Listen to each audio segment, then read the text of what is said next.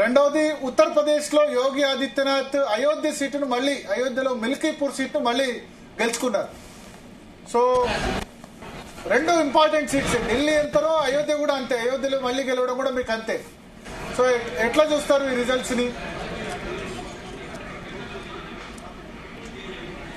భరత్ గారు నన్నేనా? మిమ్మల్ని రఘునందన్. ఢిల్లీలో విజయానికి కృషి చేసినటువంటి ప్రతి కార్యకర్తకు, మా పార్టీ నాయకులందరూ కూడా ఈ సందర్భంగా నేను శుభాకాంక్షలు, అభినందనలు తెలియజేస్తా ఉన్నాను.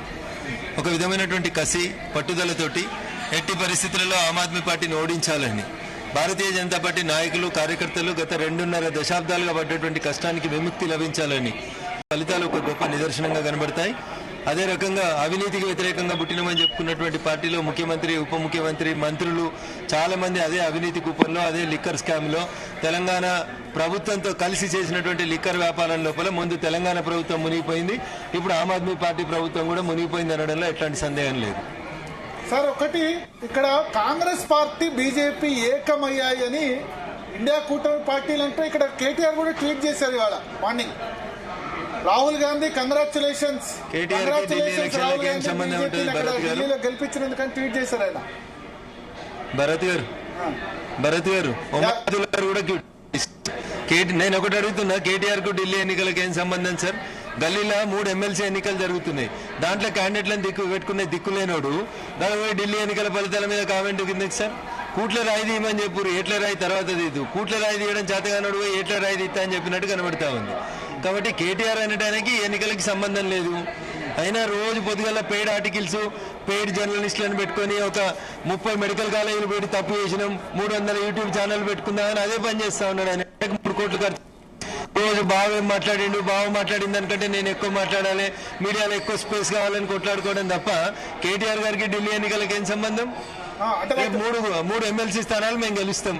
ఆ రోజు ట్వీట్ చేయమని ఉంది.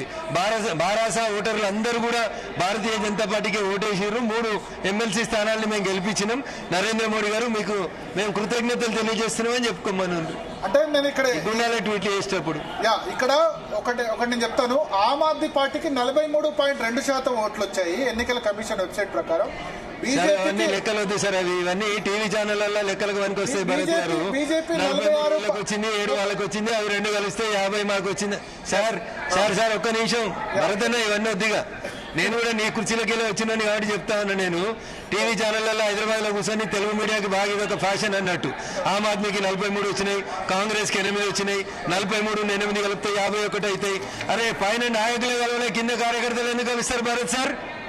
హర్యానాలో దోస్తానం చేసుకోవడం చేతగాలి, ఢిల్లీలో దోస్తానం చేసుకోవడం చేతగాలి. వాళ్ళ సంసారం వానికి దిక్కులేదంటే నువ్వు పక్కంతో సంసారం చేయమంటావు? నేను చెప్పేదేనండి, బీజేపీ జరగని పనులు ఎందుకైనా జరుగుతాయని.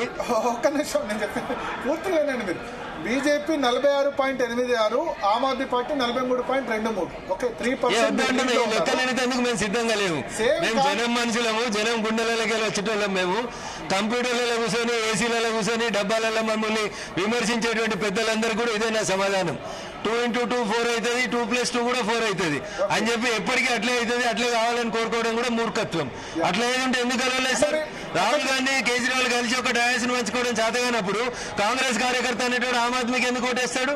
అప్పుడు మాకు ఇంకా 60 సీట్లు వస్తుంటుండే. భరత్ అన్న ఎట్లా చెప్పాలి? కాంగ్రెస్ వానికి సీట్లు రాక ఆమ్ ఆద్మీకి సీట్ వచ్చింది అనుకో. భరత్ అన్న, నీ ప్రశ్న నాకు అర్థమైంది కదా. నేను ఇదే ప్రశ్న నాకు అర్థమైంది కదా, చెప్తున్నా నేను. మీరు చెప్పిన బీఫామ్ ఇస్తే ఆమ్ ఆద్మీ కూడా బీజేపీ వేస్తాడు. ఓకే, కాంగ్రెస్ ఆమ్ ఆద్మీ కలిస్తే ఇంకెక్కువ సీట్లు వచ్చాయా మీరు అనేది?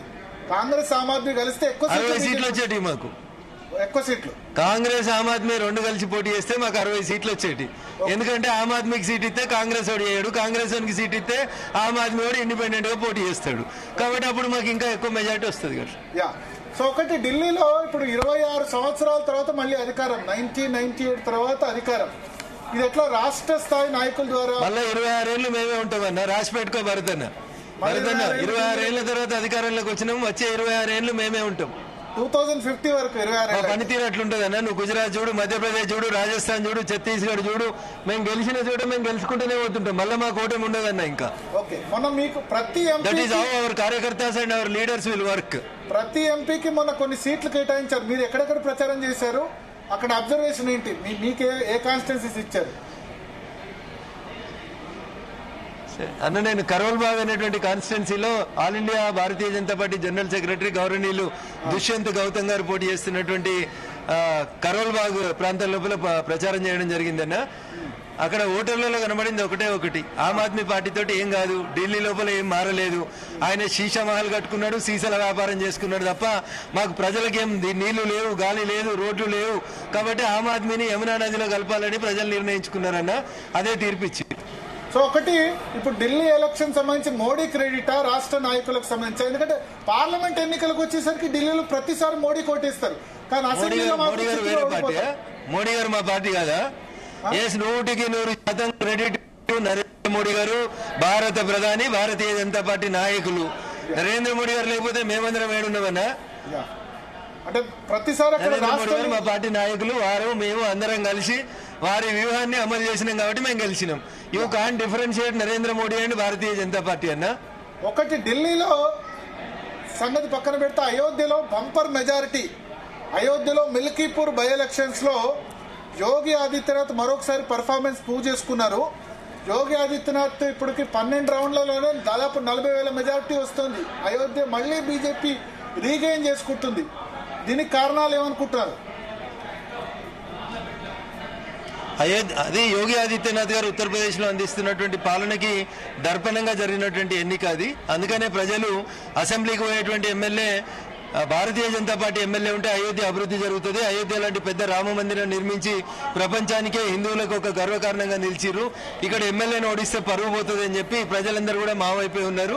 అయోధ్య ప్రజలకి మేము శిరస్సు వంచి నమస్సుమాంజలి తెలియజేస్తాం. అంటే అప్పుడు ఓడిపోవడానికి ఇప్పుడు ఈ 6 నెలల్లోనే 8 నెలల్లో డిఫరెన్స్ రావడానికి కారణం ఏంటి? అయోధ్య ఓడిపోతుందని బీజేపీ ఓడిపోతుందని ఎవరు అనుకోలేదు. గెలిచిన వాళ్ళు 6 నెలలకు ఏం పని చేయలేదు అనేది ప్రజలు అనుకున్నారు. యోగి ఆదిత్యనాథ్ గారి దిక్కుపోతేనే ప్రజలకి ఫలితం వస్తుందని చెప్పి నమ్మినారు. కొన్నిసార్లు తెలిసి తెరవక పొరపాట్లు జరుగుతాయన్నా, వాటిని సరిదిద్దుకోవడం మానవ లక్షణం. అట్లే ఓటరు మహాశయులు కూడా అట్లే అనుకుని ఉంటారు. యోగి ఆదిత్యనాథ్ గారి చేతుల్ని మరింత మనం బలోపేతం చేద్దాం, ఈ కుక్కమూతి పిందెల్ని ఎక్కడికక్కడ కంట్రోల్ చేద్దామనే ఉద్దేశం కొద్దీ మమ్మల్ని గెలిపించుంటారు. ఒకటి లిక్కర్ స్కామ్ ప్రధాన కారణం ఆమ్ ఆద్మీ పార్టీ ఓడిపోవడానికి. ఎందుకంటే లిక్కర్ స్కామ్ లో ఇండక్ట్ అయిన వాళ్ళు ఇద్దరు ఓడిపోయారు. ఇవాళ అరవింద్ కేజ్రీవాల్ ఓడిపోయారు, మనీష్ సిసోడియా ఓడిపోయారు.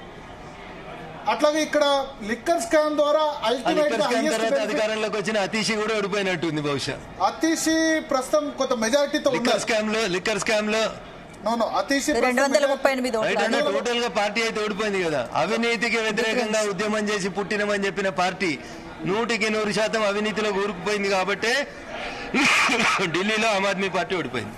ఓకే, సో ఇప్పుడు ఢిల్లీని స్ఫూర్తిగా తీసుకొని థ్యాంక్ యూ అన్న, థ్యాంక్ యూ. ఢిల్లీని లాస్ట్ క్వశ్చన్, స్ఫూర్తిగా తీసుకొని 3 గ్రాడ్యుయేట్ స్థానాలు గెలుస్తామన్నా, తర్వాత తెలంగాణలో మేమే గెలుస్తాం. కాశ్మీర్ నుంచి కన్యాకుమారి దాకా ఏ పోలింగ్ బూత్ లో ఎన్నికలు జరిగినా ఢిల్లీలో ఎట్లయితే 50% ఆఫ్ ద ఓట్లు తెచ్చుకున్నామో అట్లా 50% ఓట్లు ప్రతి బూత్ లో తెచ్చుకునేందుకు ప్రతి కార్యకర్త కంకణబద్దులై పనిచేస్తారు.